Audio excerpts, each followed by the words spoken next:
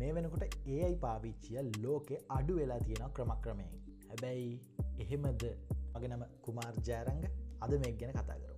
ලෝක general audience එකට ආවම පස්සේ මේ වෙනකොට ජනරල් ඔඩියන්ස් එක AI වලින් ඉමේජ් එකක් හදනවා, ටෙක්ස්ට් එකක් ජෙනරේට් කරනවා, ඇරෙන්න ඩේ ටු ඩේ ලයිෆ් එකේ මොන හරි දෙයක් කරන්න AI පාවිච්චි කරනවා කියන්න බැරි තරම් දැන්.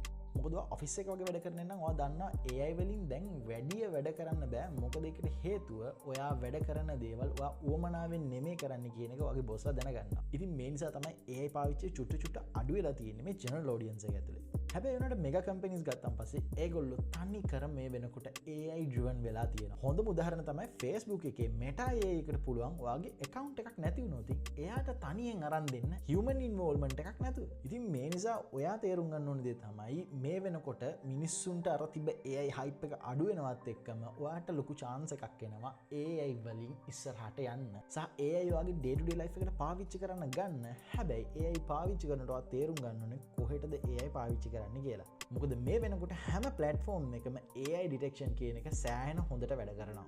ඉතින් ඔයාට day to day life එකේ AI පාවිච්චි කරන ගැන ප්‍රශ්න තියෙනවා නම් ඔයාලා පුළුවන් comment section එකේ දාන්න. මම සුපුරුදු පරිදි ඔයගොල්ලන්ට comment එකට reply එකක් දෙන්න. ඉතින් මම හිතනවා මේ වීඩියෝ එකට වැදගත් වුණා කියලා.